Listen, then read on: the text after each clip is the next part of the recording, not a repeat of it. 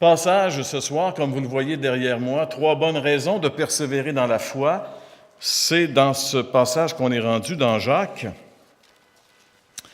Jacques, c'est le chapitre 5 et c'est les versets 7 à 11.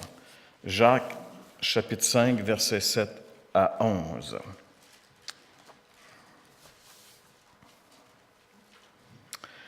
Frères, patientez donc jusqu'à ce que le Seigneur vienne.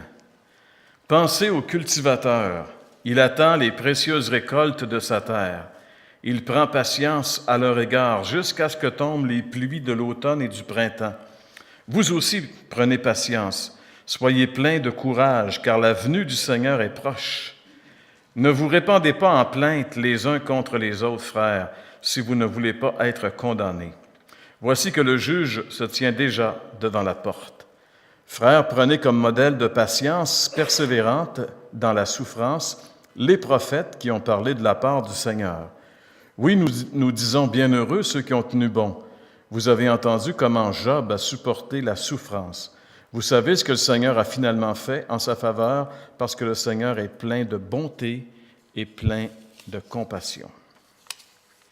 Seigneur, on veut te remercier ce soir encore une fois pour ta parole et nous voulons te demander, Seigneur, que tu puisses nous ouvrir les yeux afin que nous puissions saisir ce que tu veux nous dire, mais aussi, Seigneur, que tu nous ouvres les yeux sur les temps dans lesquels nous vivons.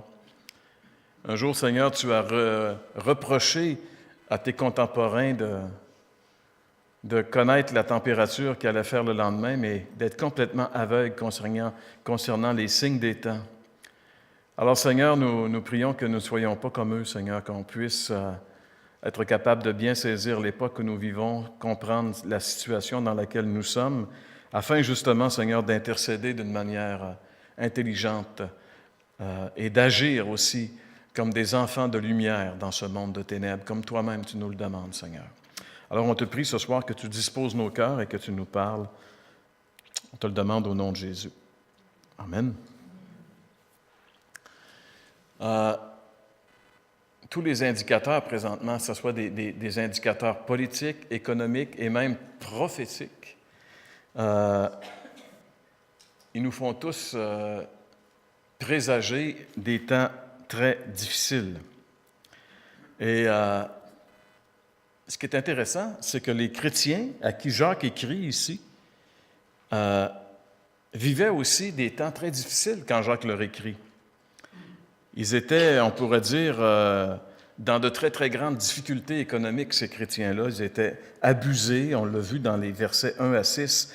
Ils étaient volés par leurs employeurs qui ne leur donnaient pas le salaire. Ça devait vraiment être difficile de vivre pour eux. C'est pour ça que Jacques les encourage maintenant, après avoir décrit leur situation et après avoir dit que ceux qui les maltraitent seraient un jour jugés. Maintenant, il va essayer de les encourager à ne pas se laisser aller, à ne pas se décourager, parce que quand on vit dans des situations difficiles, il est possible de se décourager, de se laisser aller. Et là, Jacques, il va leur donner 3 bonnes raisons dans ce passage. Et je pense que pour nous, dans les temps difficiles dans lesquels nous sommes entrés maintenant, ces 3 bonnes raisons-là devraient aussi nous motiver à persévérer, à avoir un optimisme, même si les situations se dégradent et se détériorent, à avoir quand même une attitude positive dans ça, parce qu'on a des raisons d'avoir une bonne attitude. Et la première raison que Jacques nous donne de persévérer dans la foi, c'est la venue du Seigneur. Plus ça va aller mal, plus on peut penser que les temps se désagrègent parce que le Seigneur vient. Peut-être que non, parce qu'il y a eu dans le passé des périodes très difficiles et le Seigneur n'est pas venu. Mais un jour, ça va être vrai. Et si du temps de l'apôtre Jacques, il disait que la venue du Seigneur était un stimulant important pour persévérer à travers les temps difficiles, bien, je pense qu'encore à plus forte raison, nous qui sommes parvenus à l'époque où nous sommes, ça devrait être important. Donc, la venue du Seigneur, c'est la première raison importante pour persévérer dans la foi. Et Jacques, il en parle ici, cette pensée, on la retrouve dans le verset 7, la première partie du verset 7, dans le verset 8 au complet, et dans la dernière partie du verset 9. Donc, à 3 reprises dans ce court passage, Jacques parle de la venue du Seigneur.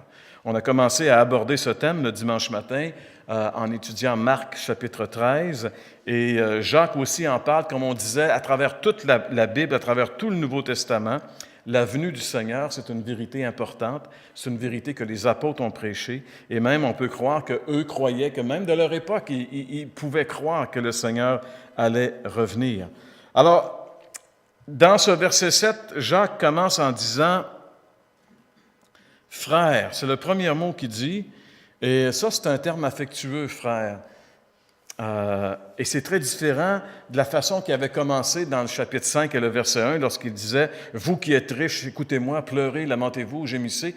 C'était comme beaucoup de reproches, et maintenant c'est comme si il a fini de parler à cette gang-là, il se tourne vers les chrétiens, et il prend un terme vraiment affectueux, il leur dit « Frères, patientez, patientez donc ».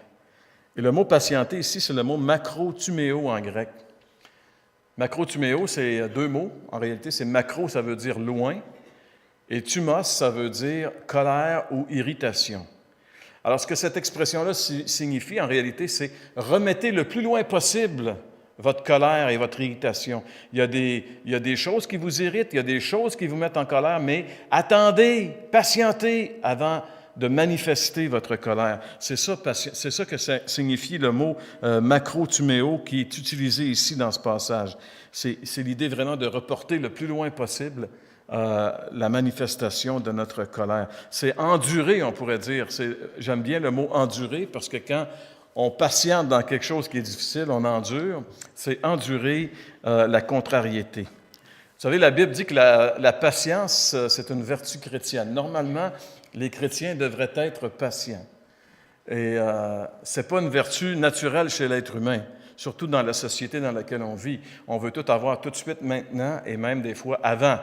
Mais la Bible nous dit qu'un chrétien devrait être quelqu'un de patient parce que Dieu est patient, mais aussi pour une autre bonne raison, c'est que la patience, c'est une manifestation du fruit de l'Esprit. Hein? Le fruit de l'Esprit, c'est l'amour, la paix, la joie, la bonté, la douceur, la maîtrise de soi, ça c'est le dernier. La fidélité, la patience, maîtrise de soi. Donc, la patience, c'est un fruit de l'Esprit. Si on n'est pas capable de s'en pomper nous autres-mêmes parce qu'on n'en a pas, ben, l'Esprit qui est en nous peut produire miraculeusement cette caractéristique de la patience. Pourquoi est-ce qu'on a besoin de patience? Parce que dans la vie chrétienne, comme dans la vie ordinaire, mais plus dans la vie chrétienne parce qu'on vit à contre-courant, il y a des situations. Et il y a aussi des personnes qui sont vraiment irritantes. Il y a des situations qu'on aimerait tellement voir changer et qui ne changent pas, qui perdurent. Puis des fois, on est tanné. Puis c'est dans ce temps-là qu'on est porté à se décourager. C'est dans ce temps-là qu'on est porté à lancer la serviette puis à dire « Bon, ben c'est assez, moi, garde, bon, ben merci, bonsoir. » Mais c'est là qu'il faut persévérer. C'est ça la patience, c'est continuer. Il ne faudrait pas que les personnes et les choses irritantes dans nos vies chrétiennes arrivent à nous décourager, à nous faire abandonner. On doit les supporter patiemment. Pourquoi est-ce qu'on doit les supporter patiemment? Parce qu'on a la promesse que Dieu va nous délivrer. Peu importe la situation difficile dans laquelle nous sommes, si on n'en est pas, ben, tant mieux. Mais comme les temps vont devenir de plus en plus difficiles, il est possible qu'on se retrouve parfois dans des situations plus corsées. Vous savez, on ne sera pas épargné. Pas parce qu'on est chrétien qu'on va être épargné. On va avoir à passer des moments plus difficiles. Mais on a l'assurance, nous, contrairement aux gens qui sont dans le monde, nous, on a l'assurance qu'on n'est pas tout seul, que Dieu est avec nous. Et laissez votre doigt ici, tournez avec moi. Ce matin, je lisais le psaume 130. C'était mon psaume du matin, ça, ce matin. Et je trouvais que c'était un psaume tellement encourageant pour être délivré des difficultés, attendre l'Éternel, faire confiance à Dieu. Des fois, on panique, on essaie de trouver toutes sortes de solutions. Puis c'est dans ce temps-là qu'on risque de pécher parce qu'on va prendre des raccourcis, on va tricher avec Dieu peut-être. Mais ici, le psalmiste nous dit ceci, psaume 130, « Cantique pour la route vers la demeure de l'Éternel ». C'est un psaume des degrés. Du fond de la détresse, j'appelle l'Éternel.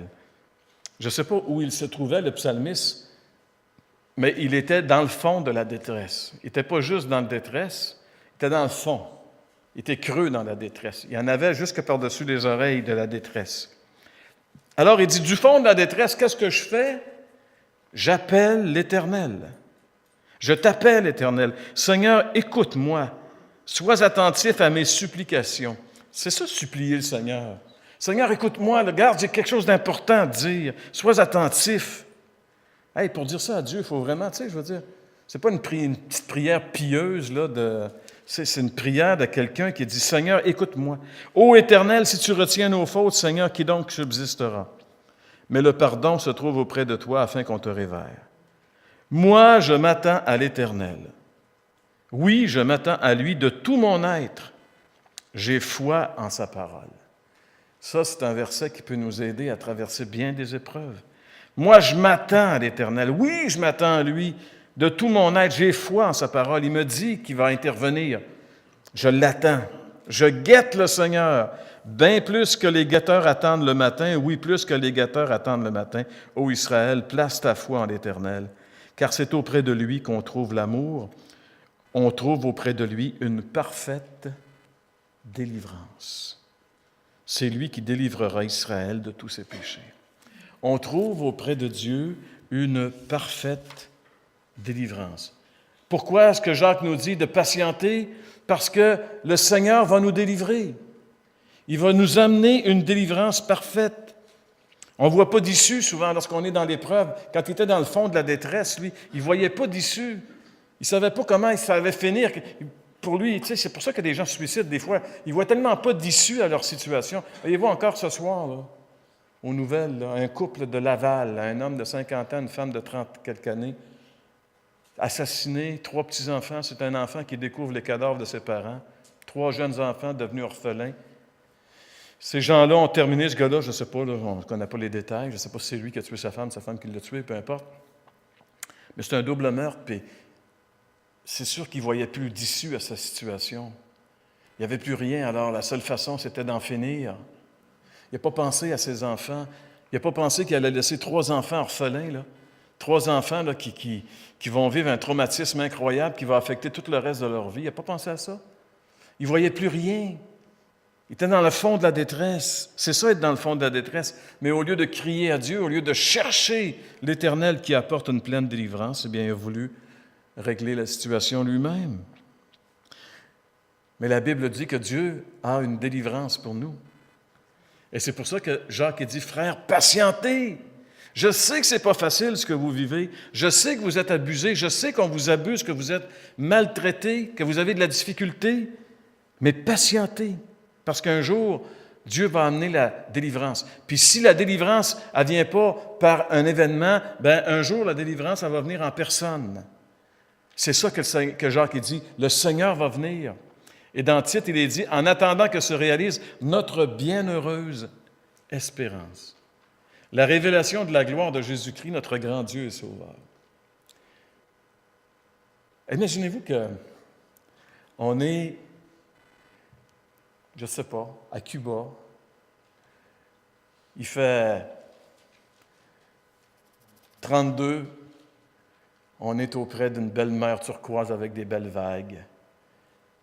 On est assis avec un pina colada. On est bien. Est-ce que vous croyez qu'on attend que le Seigneur vienne? C'est la dernière affaire qu'on veut qu'il vienne. On est ben trop bien, n'est-ce pas? C'est plus notre bienheureuse espérance. La bienheureuse espérance, ça prend toute une signification parce qu'on est à travers des difficultés et que l'espérance que nous avons, c'est que justement le Seigneur vienne nous délivrer de cette situation-là. Et c'est pour ça que l'arrière-plan de Jacques ici, c'est un arrière-plan où les chrétiens vivent des choses difficiles. Notre bienheureuse espérance, c'est quoi? La révélation de la gloire de Jésus-Christ, notre grand Dieu et Sauveur. C'est ça la bienheureuse espérance. Notre bienheureuse espérance, c'est le retour du Seigneur. Est-ce que c'est vraiment notre bienheureuse espérance? Non, mais examinons-nous sincèrement. Est-ce que c'est notre bienheureuse espérance? Est-ce que c'est ça qu'on aspire à... Est-ce que ce que j'espère le plus dans le monde, c'est que le Seigneur vienne? Est-ce que c'est vraiment ça que j'espère le plus? Pour les chrétiens, en tout cas à qui Tite écrit, à qui Paul écrit, en tout cas à Tite, c'était le retour du Seigneur. Patientez jusqu'à ce que le Seigneur vienne parce qu'il va venir. Le prophète Osée dans l'Ancien Testament avait dit « Cherchons à connaître l'Éternel, efforçons-nous de le connaître. Sa venue est aussi certaine que celle de l'aurore.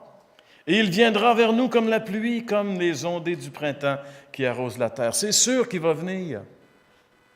C'est pour ça qu'il dit « Cherchons à connaître l'Éternel. Passons du temps avec lui. Communions avec lui. Apprenons à le connaître. Parce qu'il va venir.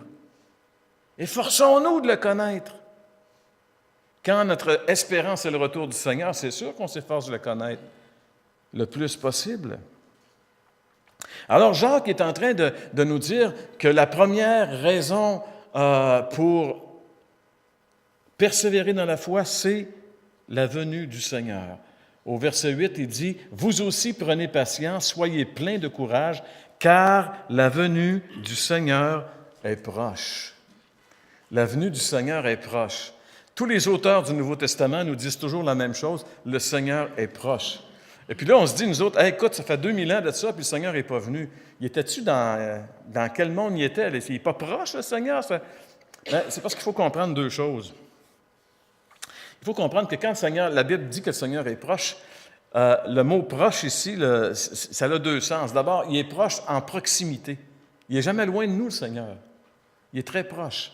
Vous savez, quand il dit, le Seigneur, quand il a commencé dans l'Évangile de Marc, il dit « Repentez-vous, car le royaume de Dieu est proche. » Le Seigneur est proche dans ce sens de proximité. Le Seigneur est toujours prêt à intervenir. Il n'est pas loin de nous, il est proche. Il est toujours prêt à intervenir, puis il va intervenir au moment opportun. Et puis il intervient. Mais deuxièmement aussi, c'est parce que de tout temps, les chrétiens ont cru à l'imminence du retour du Seigneur. Ça veut dire qu'il peut revenir en tout temps. Il peut revenir n'importe quand. Il aurait pu revenir n'importe quel temps au cours des 2 derniers millénaires, parce qu'en presque toutes les générations, les signes dont Jésus nous parle dans Marc 13 ont presque été présents dans presque toutes les générations. Et c'est pour ça que Pierre nous dit ceci, « La fin de toute chose est proche. Menez donc une vie équilibrée et ne vous laissez pas distraire afin d'être disponible pour prier. La fin de toute chose est proche. » Ça va arriver d'un coup sec. C'est toujours proche dans ce sens-là.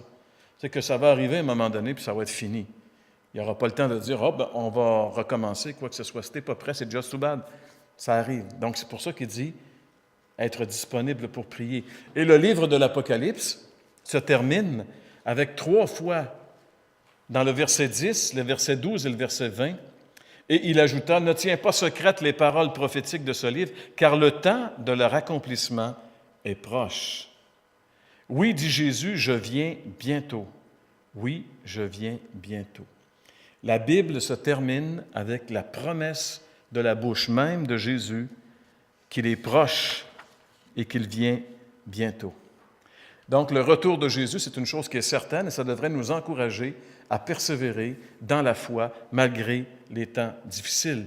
Et la dernière mention que Jacques nous donne dans ce petit passage de la venue de Jésus, c'est lorsqu'il dit « Voici que le juge se tient déjà devant la porte. » Le juge est déjà à la porte. Il est déjà proche, il est déjà prêt. Vous savez, dans Apocalypse 3,20, Jésus dit « Je suis à la porte et je frappe. » Jésus est à la porte pour entrer et venir régler les comptes.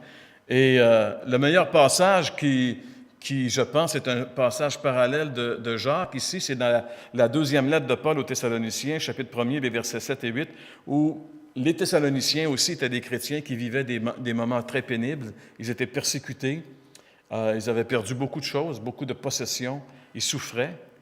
Et il y a des gens qui les faisaient souffrir. De tout temps, les gens ont maltraité les chrétiens.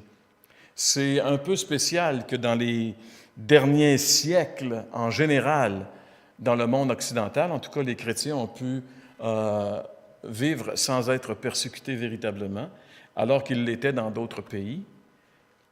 Mais peut-être qu'un jour, ça va changer et je pense que c'est en train de changer. Bientôt, très bientôt. Je ne sais pas si vous avez lu dans les journaux, à la télévision, le ministre de la Science du Canada, je ne sais pas trop, le ministre de quoi. Il a été interviewé par un journaliste. Il a demandé s'il était évolutionniste ou créationniste. Puis comme c'est un chrétien, il n'a pas voulu répondre à la question. Il a juste dit que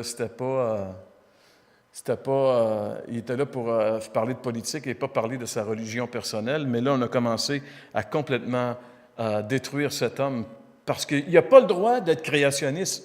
Tu sais, s'il était homosexuel, je veux dire, meurtrier ou n'importe quoi, ça ne sera pas grave. Mais il croit que Dieu est le créateur des cieux et de la terre. Y a-t-il quelque chose de plus terrible que ça aujourd'hui? C'est un péché aujourd'hui pour le monde de croire que Dieu est le créateur des cieux et de la terre. C'est ça, être créationniste. C'est quoi? C'est simplement de croire que Dieu a créé les cieux et la terre. C'est juste ça. Mais c'est un péché pour les scientifiques. Et puis, tous les gens à la radio, surtout au Québec, disaient « C'est se peut-tu être arriéré de même pour avoir un ministre de la science qui pense comme ça? C'est incroyable ce qu'on est rendu. » C'est-tu possible? Alors, si on est capable de discerner à travers tout ça, qu'est-ce qui s'en vient? Vous allez voir que bientôt, parler de Jésus, se dire chrétien, ça ne sera pas ce qu'il y a de plus facile. Mais ce que Jacques est en train de nous dire, et ce que Paul dit aux Thessaloniciens, qui souffraient dans la main des incroyants, il dit qu'il va vous accorder à vous qui souffrez du repos avec nous. Mais pas tout de suite. Cela se produira lorsque le Seigneur Jésus apparaîtra du haut du ciel avec ses anges puissants. Et dans une flamme, ce jour-là, il punira, comme il le mérite, ceux qui ne connaissent pas Dieu et qui n'obéissent pas à l'Évangile de notre Seigneur Jésus-Christ. Quand on voit tout ça, ça nous révolte un peu, ça nous fâche, mais il faut toujours se rappeler que le Seigneur va mettre un terme à tous ces gens-là qui se sont élevés contre lui. Tous ceux-là qui ont voulu traiter d'imbéciles les gens qui ont osé croire en 2009 que Dieu était le créateur des cieux et de la terre. Un jour, ils vont avoir affaire à Jésus. C'est lui le créateur des cieux et de la terre. Et il va revenir.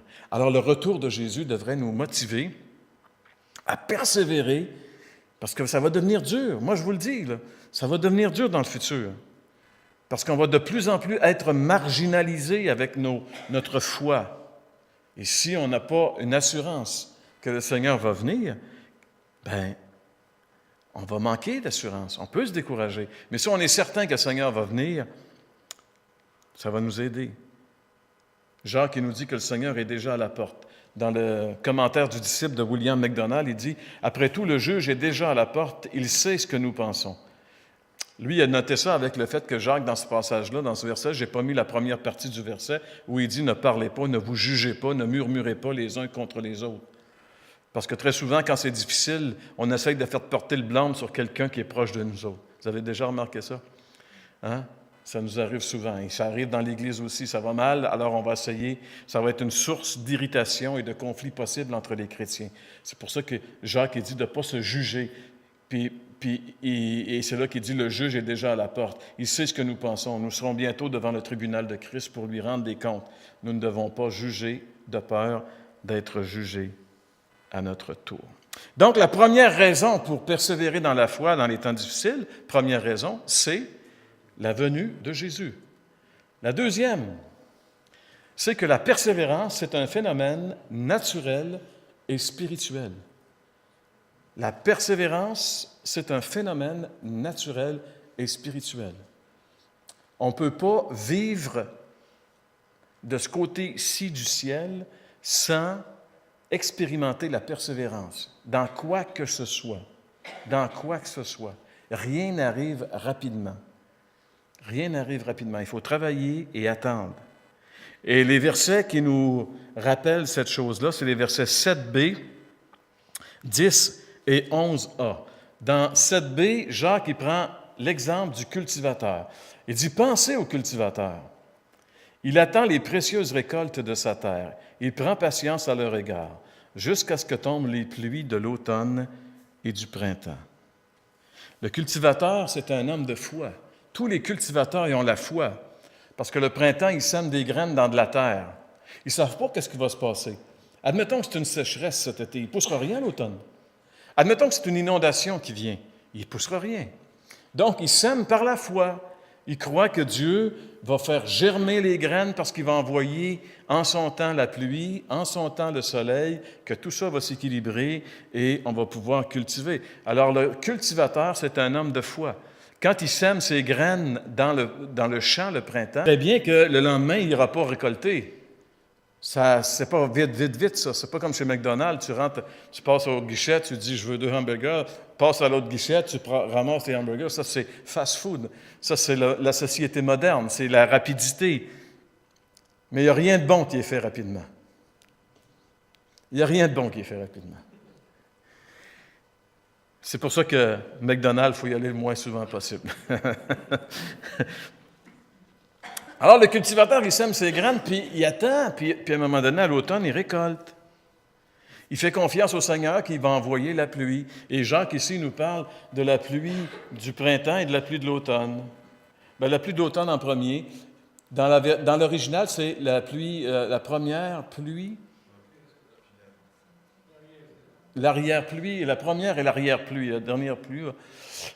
En Israël, il y a 2 saisons de pluie. 2 saisons de pluie. La première saison, c'est octobre-novembre. Et c'est à cette période-là qu'en général, les cultivateurs sèment. Puis l'autre saison de pluie, c'est mars-avril. Alors, ça, c'est l'arrière-pluie, la dernière pluie, la pluie de l'arrière-saison, qui vient donner encore un boost à la semence, et puis ça va porter des fruits. Donc, ce que Jacques est en train de nous dire, c'est que le cultivateur, lui, il a confiance au Seigneur. Il a confiance que le Seigneur va lui donner une délivrance, qu'il va lui donner une récolte, que le Seigneur va intervenir. Et nous aussi, Jacques dit, on devrait avoir confiance au Seigneur, que le Seigneur va intervenir. Même si on est dans un temps difficile, même si on passe des périodes très difficiles, le Seigneur dit qu'on doit lui faire confiance, il va intervenir.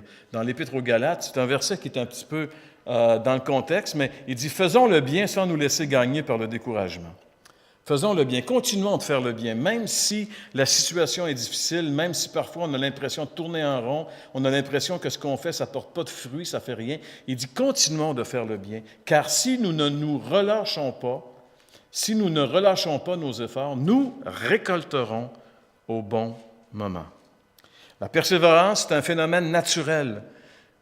On le retrouve dans la nature. La nature nous démontre la persévérance, la patience. Quand tu sèmes une graine, ça prend du temps avant que ça pousse. C'est dans la nature, c'est un phénomène naturel. Puis c'est un phénomène spirituel aussi. C'est pour ça que Jacques va nous parler maintenant d'un autre modèle. Frères, prenez comme modèle de patience persévérante dans la souffrance les prophètes qui ont parlé au nom du Seigneur. Les prophètes. Les prophètes, pour la plupart d'entre eux, ont enduré beaucoup de persécutions. Pensez à Jérémie. Moi, je pense que c'est un des beaux modèles qu'on peut avoir de prophète qui a été tellement patient envers son peuple. Jérémie avertit son peuple. Si vous vous arrêtez pas, Dieu va vous enlever le pays. Il va vous envoyer en captivité. Puis le peuple n'écoute pas Jérémie. Il n'écoute jamais Jérémie. Puis Jérémie, il essaie de tout son possible. Dieu lui donne des révélations. Jérémie s'en va devant le peuple. Il dit au peuple, arrêtez ça, faites pas ci, faites pas ça. Revenez à Dieu. Dieu va vous bénir. Si vous revenez de tout votre cœur, Dieu va intervenir, puis vous ne serez pas blabla. Jusqu'à un moment donné, le peuple est tanné d'entendre Jérémie. Ils vont le jeter dans la citerne. Mais comme c'est un temps de sécheresse, il n'y a pas d'eau dans la citerne. Il y a juste de la boue dans le fond de la citerne. Je ne sais pas qu'est-ce qu'il y avait à part la boue qu'il y avait dans le fond de la citerne. Mais la Bible dit que Jérémie a calé là-dedans. Il était tout seul. Puis si ça n'avait pas été d'un Éthiopien, il serait mort là, oublié. Il a souffert, Jérémie. Puis quand ils l'ont sorti, qu'est-ce que vous pensez qu'il a fait? Il n'a pas commencé à les engueuler, il a continué. Il a continué de parler. Puis à un moment donné, le peuple va aller jusqu'à dire, dis donc à Dieu si on doit aller en Égypte. Jérémie demande à Dieu, on va-tu aller en Égypte? Dieu dit non. Jérémie s'en va voir le peuple et dit, j'ai demandé à Dieu, puis il a dit non. Ils sont allés avec, puis il l'a emmené avec lui. Puis bien sûr, il est arrivé ce que Jérémie a dit. Nabuchodonosor est arrivé à Jérusalem, il a détruit la ville, il a pogné le peuple, puis il l'a amené chez eux. Et qu'est-ce que Jérémie a fait quand il a vu ça? Pensez-vous qu'il a commencé à dire « Je vous l'avais dit, ma gang! » Il s'est lamenté. Vous lirez les lamentations. Il a pleuré. Il a pleuré. Alors Jacques il nous dit « Prenez comme modèle la patience persévérante. » Parce que le but de Jérémie, ce n'était pas que le peuple crève, c'était qu'il se repente et qu'il vive. Mais la plupart des prophètes ont eu le temps dur et difficile. L'Épître aux Hébreux nous le dit. Dans l'Épître aux Hébreux, chapitre 11, il est question ici de certains prophètes. Il est dit « Certains ont été tués à coups de pierre. On les a lapidés, on les a mis là, puis on les a tirés des pierres jusqu'à ce qu'ils meurent. D'autres ont été torturés, sciés en deux, ou mis à mort par l'épée.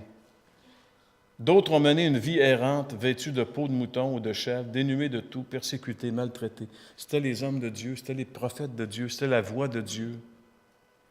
Dieu a approuvé tous ces gens à cause de leur foi et pourtant aucun d'eux n'a reçu ce qu'il avait promis. C'est que Dieu avait prévu quelque chose de meilleur pour nous. Il ne devait donc pas parvenir sans nous à la perfection, la patience des prophètes. La patience, c'est un phénomène naturel, on le retrouve dans la nature. La patience, c'est un phénomène spirituel. On ne peut pas faire l'œuvre de Dieu, on ne peut pas vivre la vie chrétienne sans être patient.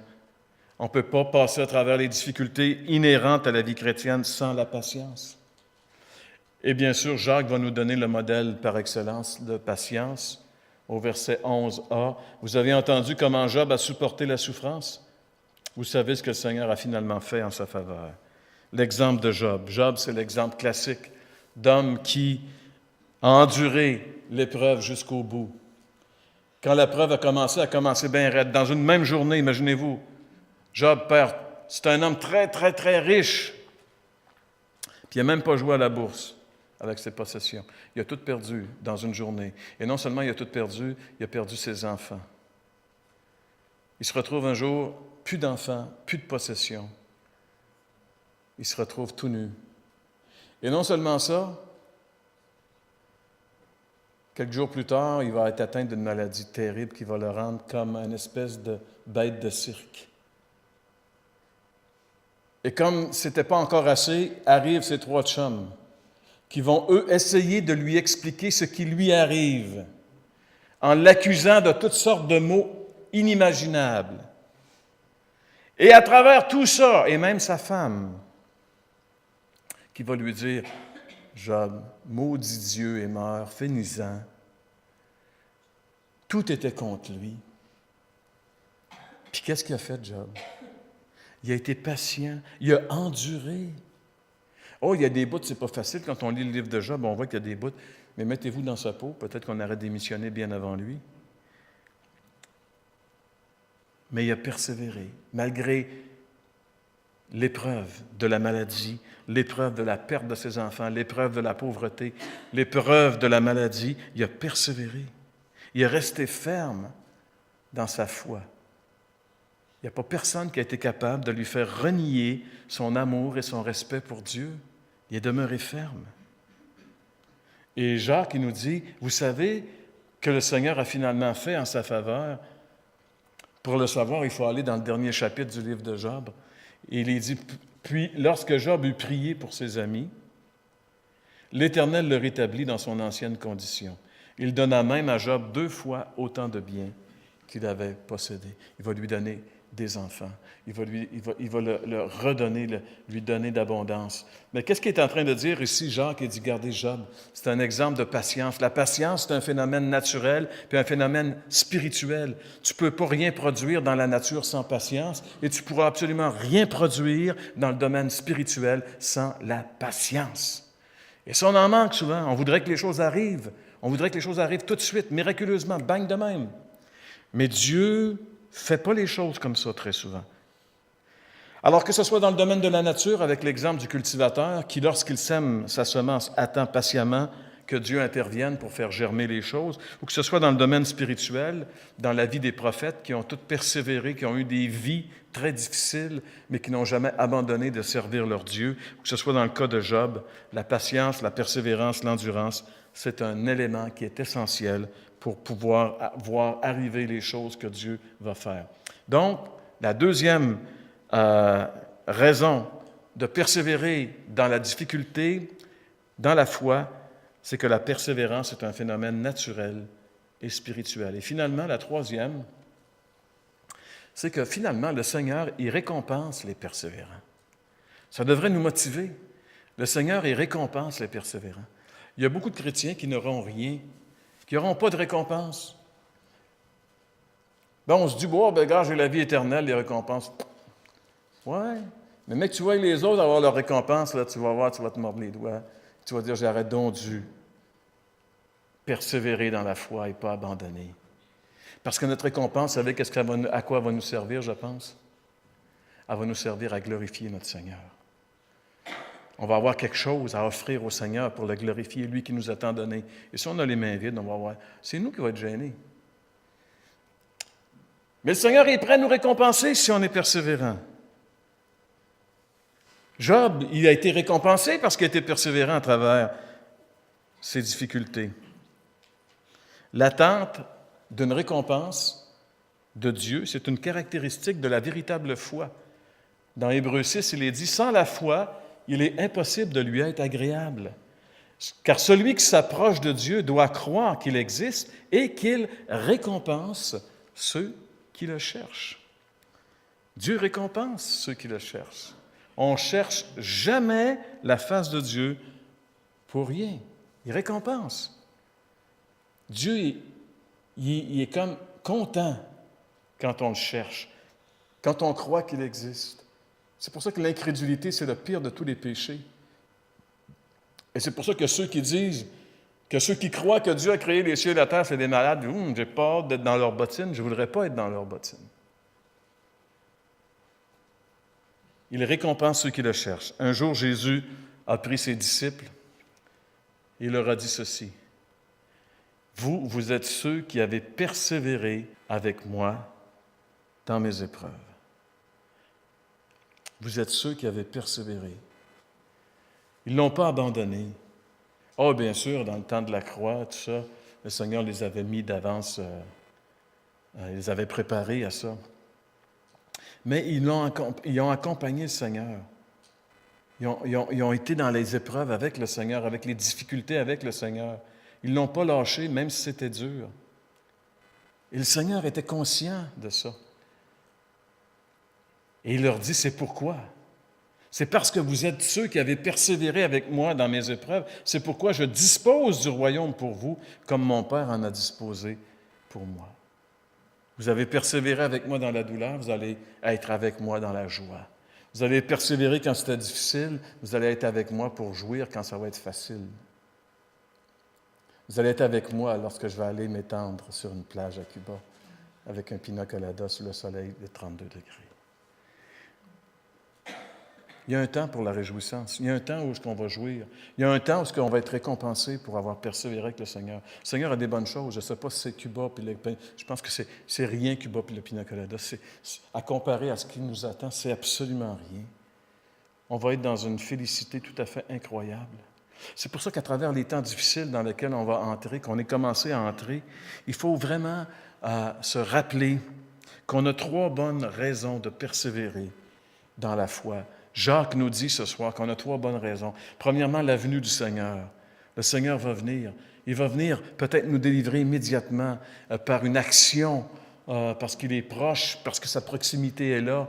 Mais il va venir aussi à un moment donné pour délivrer tous les chrétiens en même temps de la situation qui va devenir invivable sur la planète pour les chrétiens. Deuxièmement, la persévérance, c'est un phénomène naturel et spirituel. Il n'y a rien qui se passe sans la persévérance. Il n'y a rien de solide, il n'y a rien de véritable qui se passe sans la persévérance. Quelqu'un disait que pour faire un brin de foin, ça prend une nuit, mais pour faire un chêne, ça prend 30 ans. Et si tu regardes un brin de foin puis un chêne, il y a comme une petite différence entre les deux au niveau solidité. Il n'y a rien qui se fait. La persévérance, c'est un phénomène naturel et spirituel. Et troisièmement, le Seigneur récompense les persévérants. On peut être certain que si on persévère avec le Seigneur, si on ne lâche pas, on va avoir une récompense. Le Seigneur est conscient Il sait que c'est dur souvent, que ce n'est pas facile de garder la foi lorsque les temps sont difficiles, lorsqu'il faut crier à lui comme ce psalmiste qui était au fond de la détresse et qui a crié à Dieu de le libérer, de lui donner la délivrance. Mais le Seigneur est vivant, le Seigneur est puissant. Et c'est dans des moments de difficulté qu'on voit la différence entre ceux qui connaissent leur Dieu et ceux qui ne le connaissent pas. C'est ça qui fait toute la différence. Quel privilège on a d'être en communion avec le Dieu Tout-Puissant. Quel privilège, c'est incroyable. On est les bénis de l'Éternel, les élus de Dieu. Il nous a tellement aimés. Et maintenant, il nous dit, persévérez, lâchez pas. Croyez en Dieu, croyez en moi. Il a dit ça à ses disciples avant de partir. Il savait que ça ne allait pas être facile pour eux autres. Croyez en Dieu, croyez en moi. Lâchez pas. Je vais revenir. Et vous allez entrer avec moi dans la félicité. Et ce jour-là, on va dire, on a-tu bien fait de ne pas lâcher? On a-tu bien fait de persévérer jusqu'au bout, de continuer de marcher avec le Seigneur, de ne pas le renier? Seigneur, on veut te prier ce soir et te remercier. Parce que tu es bon, parce que tu es fidèle. Et Seigneur, parce que tu es proche. Ta parole nous rappelle que tu es proche. Le psalmiste pouvait crier à toi, Seigneur, sachant que tu étais proche, sachant que tu entendais sa voix, qu'il ne criait pas dans le vide. Ton oreille se penche sur ceux qui t'invoquent. Seigneur, on veut te remercier parce que ce soir, on a un temps d'intercession, justement. Et on voudrait tellement prier pour notre ville, Seigneur. Cette ville, notre Dieu, qui peut peut-être entrer, qui a déjà commencé à entrer dans des temps difficiles, mais qui peut peut-être vivre une période vraiment catastrophique. Seigneur, on veut prier et intervenir pour cette ville. Seigneur, on ne sait pas quel est ton plan, mais Seigneur, je sais que tu entends des prières qui montent jusqu'à ton trône depuis des années en faveur de cette ville, en faveur de cette région. Et Seigneur, rien n'arrive sans que tu le permettes avec un but. Et nous voulons te demander, Seigneur, que quel que soit le but que tu vises, que nous puissions le saisir, Seigneur, afin de collaborer avec toi dans l'accomplissement de ces choses, afin, Seigneur, de saisir ta vision et de voir les choses arriver. Père Céleste, on s'attend à toi. Et comme on l'a vu ce soir, Seigneur, Jacques pouvait écrire à ces chrétiens parce qu'ils étaient ébranlés dans l'épreuve. Ils risquaient de se décourager, d'abandonner et de te tourner le dos. Mais Jacques nous rappelle que dans les difficultés, on ne doit pas faire ça parce que tu vas venir, Seigneur. Tu vas venir un jour. Et aussi, Seigneur, parce que tu peux nous libérer, nous délivrer maintenant de toute situation, quelle qu'elle soit. Seigneur, on veut te remercier parce qu'on a tellement le privilège d'avoir une assurance incroyable de te connaître. Et Seigneur, nous prions que la bienheureuse espérance des chrétiens, la manifestation de ta gloire, soit vraiment, Seigneur, notre bienheureuse espérance. Qu'on puisse espérer, Seigneur, te voir arriver un jour pour mettre un terme à ce monde et établir, Seigneur, le monde nouveau pour lequel tu nous as fait naître de nouveau. Seigneur, on veut te remercier parce que tu nous donnes de l'espérance. Tu nous donnes, Seigneur, beaucoup de lumière dans un monde ténébreux. Tu nous donnes beaucoup d'espoir dans un monde désespérant. Seigneur, tu nous donnes tout ce dont nous avons besoin pour marcher avec joie et être optimistes dans ces temps pénibles. Et donne-nous, Seigneur, aussi d'être pour les gens que nous côtoyons, les gens qui s'inquiètent, les gens, Seigneur, qui peut-être vivent des situations désespérantes comme ce couple à Laval aujourd'hui qui s'est tué, Seigneur, parce qu'ils ne voyaient pas d'issue à leur situation. Mais qu'on puisse, Seigneur, être pour les gens qui désespèrent autour de nous, qu'on puisse être des bouées, Seigneur. Qu'on puisse être là comme des envoyés de Dieu pour leur communiquer de l'espoir qui est en toi. Alors, Seigneur, nous prions que nous fassions la différence dans ces temps difficiles. Et c'est peut-être pour cette période, Seigneur, particulière que tu nous as appelés. Fais qu'on puisse briller de plus en plus et qu'on puisse, Seigneur, s'identifier à toi malgré que c'est à contre-courant, qu'on n'ait pas honte, Seigneur, qu'on puisse s'identifier à toi. Nous te le demandons, Seigneur. Et donne-nous ce soir un esprit d'intercession. Nous te prions au nom de Jésus. Amen.